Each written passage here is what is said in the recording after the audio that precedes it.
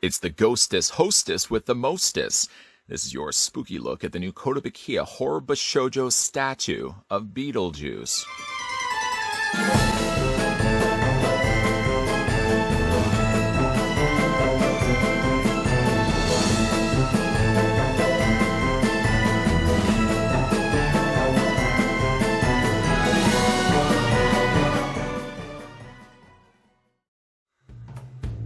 Much to the surprise of many fans, Beetlejuice joins the Kotobukiya horror Bishoujo series, featuring the art of Shinya Yamashita. The strong makeup and half-up ponytail bring up the free-spirited personality and energy exuding from Shinya Yamashita's unique design. Beetlejuice can be seen filing her nails while leaning against the tombstone, as can be seen in the film that inspired this statue.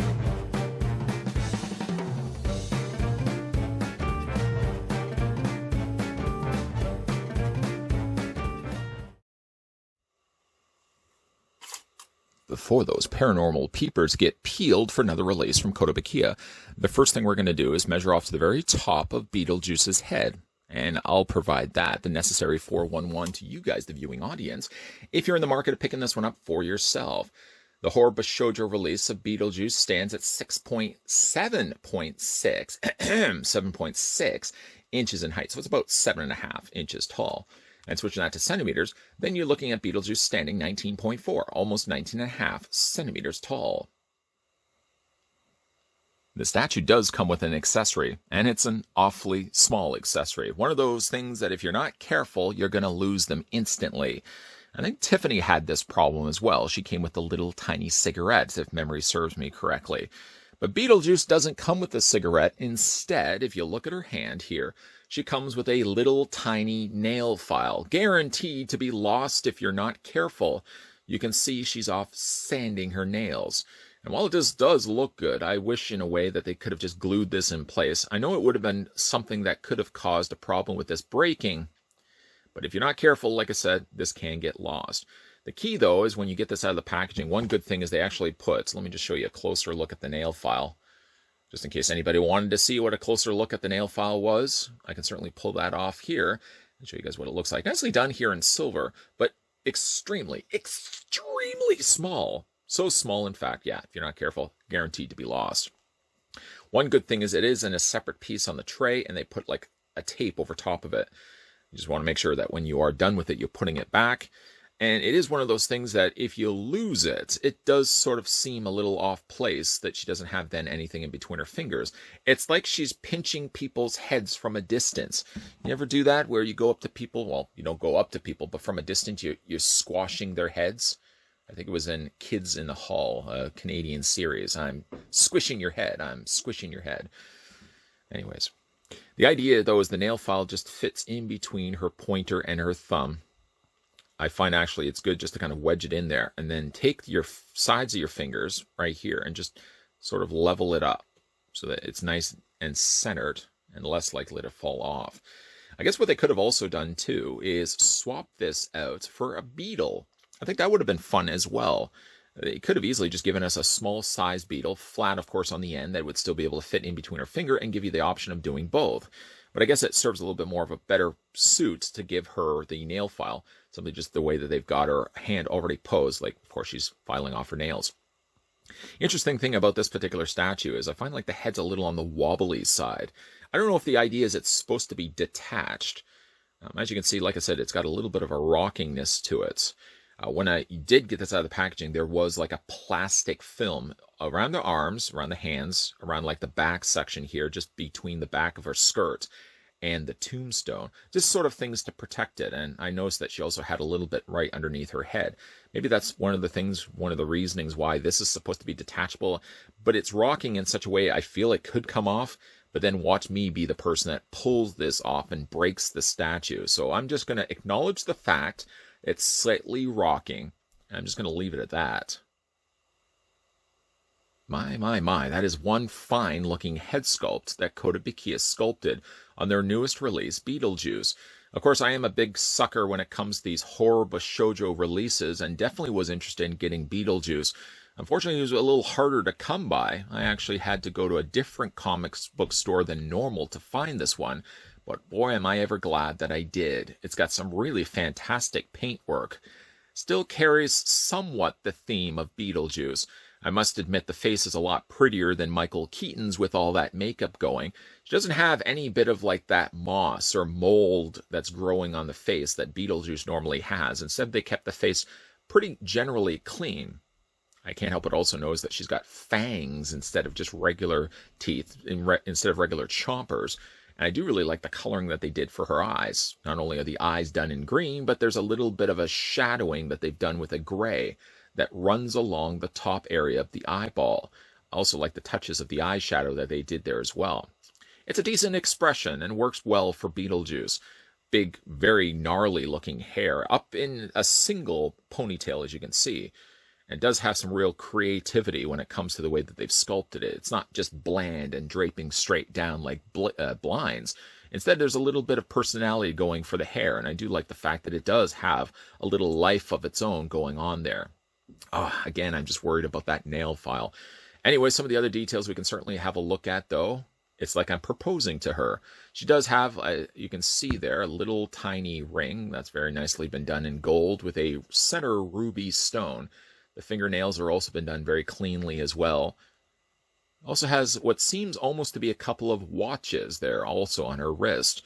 As we move away from the statue and get a kind of a top to bottom look, she carries again a lot of the trends for Beetlejuice's costume. Beetlejuice, of course, would have had a shirt and jacket. They've swapped out hers instead for a dress, sort of a top bodiced vest. And she also does have a little tie there. Now, this whole section, again, is a little bit more bare because, of course, when it comes to horror Bishoujo releases, you are taking male characters and you're trying to find a way to make them into attractive female statues. I do think it's quite successful on this release. Beetlejuice's jacket, as you can see, is striped, alternating colors of both white and black. And that's pretty consistent all the way down as well until you get to the end of the skirt. All the nice little gold buttons that they put to the side are nice touches as well. And then she sort of has these tights before lingering down to almost these high-heeled boots that you can see that she's sporting. I know through all of this, we've failed to talk about the display stand, and the base itself is actually just a tombstone. If I kind of slide it over to the side, you can see it right there. It says, Barbara, wife of Adam, who departed this life too soon. Nice touches as well, these little dents and kind of cracks that they've put into the actual tombstone. You can see that there's little pieces that are missing, for example. The tombstone, I don't know if you can actually tell it or not, but it's got a slight purple tint. You can probably see it even right here. The rest of the tombstone actually is just more kept to this gray color. It's only like right here, right where my fingers, I'm sure, are blocking the view of it. Sure, yeah, okay, maybe there's a little bit down here as well, but very noticeably right here, there's this airbrushing of purple that they've added to it. I thought it was, for 1 second, I actually thought it was my eyes playing tricks on me. In fact, actually, when you tilt the tombstone, sometimes you see that purple, and in other cases, it looks like it almost disappears. I like, again, the additional bottom part of the tombstone that they actually put in there as well. You got a little more of that purple happening down below here with individual rocks and stones sort of making up the base. Let's go ahead and spin the statue around so you can see the back of it. I like the way that they've cut the middle so the tail of her jacket sort of fans on both sides of the tombstone. It kind of gives a little bit of extra depth. And it does make a little bit more sense. It adds, well, if not for that, you would imagine the statue would be pretty dead flat right at the point of the tombstone. But the fact that they did split that tail of the back there just so that it can drape on either side, it almost kind of looks like flowers, or kind of looks like the petals of flowers. Nice detailing there on the back. There's a little bit of purple that they've airbrushed to the sleeve, but again, most if not all the colors, just again that black and white alternating colors of the zebra. A little bit additional gold that's been added to the back of it. I like that, again, it kept to the basics of the colors. They are also planning to release, I don't know if it's actually going to be this same head sculpt, but they're also releasing a Beetlejuice Horror Bishoujo, which I think is an exclusive, that's going to have more of that burgundy brown tuxedo. I'm really looking forward to picking that one up as well. I mean, overall, a really solid looking statue. I'm already a sucker when it comes to these horror Bishoujo releases. I parted ways with a couple of them and regretted it after the fact, but I've gone back and I still have a lot of those still in my collection. I was really looking forward to picking up Beetlejuice as well. And now that I finally have it, I think it's a very cool addition to add to the collection that I already have right now. Now, I can certainly understand collectors out there that would be avoiding picking up the horror Bishoujo statues because they're thinking they're making a mockery of the male slashers that they love in these films. The idea of taking your Jasons, your Freddy Kruegers, and turning them into female, not so subtly suggestive statues could be a bit off-putting, and I can completely understand where they're coming from.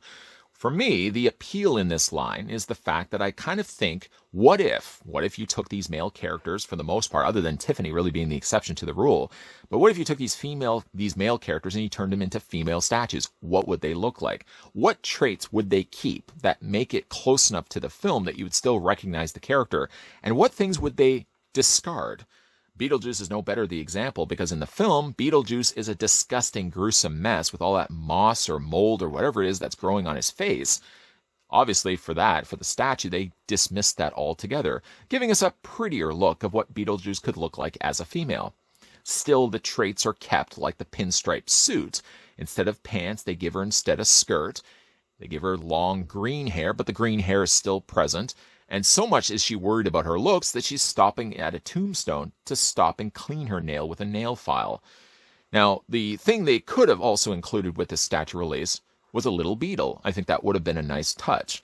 Maybe that could be something that they could release down the road as a variant, but for the time being, we get ourselves a nail file, and she does hold it generally pretty good. I'm still worried I'm going to lose this, so I'm probably going to, when I'm done with this review, put her up on a shelf immediately and just hope that nail file doesn't fall out from her fingers, because it does look a little odd if the nail file isn't there. What exactly is she pinching in air? Other than that, though, I really like the way this was presented. And again, you've got for a base a very scene-specific thing that they've now started to incorporate with a lot of their horror Bishoujo statues. They didn't do that originally with like the Jasons and the Freddys. Instead, you just got a simple base. But now they're getting a little bit more outside the box and still thinking of creative ways to display the statues. We've gotten that with the Ash, for example. We've gotten it definitely with the Pinhead. We're getting a lot of that here also with the Beetlejuice, with the inclusion of the tombstone. A really nice touch that they put that in there as well. Overall, I'm really happy that I was able to pick this one up. I checked my local comic book store and no dice, they didn't have it. But I did find this at another comic book store called Gotham Central. That's where I picked this one up for myself. If you did manage to pick this one up for yourself or based on this review, let me know down below in the comment section what you guys think of the Kotobukiya Horror Bishoujo Beetlejuice. Definitely one of the better ones that they've put out.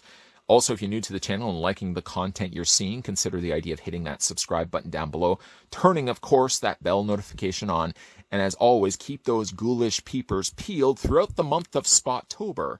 Because not only are we going to be looking at spooky-related videos, but we're also going to be looking at regular stuff as well. Monday to Friday, 12 p.m. and 2 p.m. Eastern Standard Time. Going to have a whole bunch of other stuff coming your way. So as always, thanks for watching.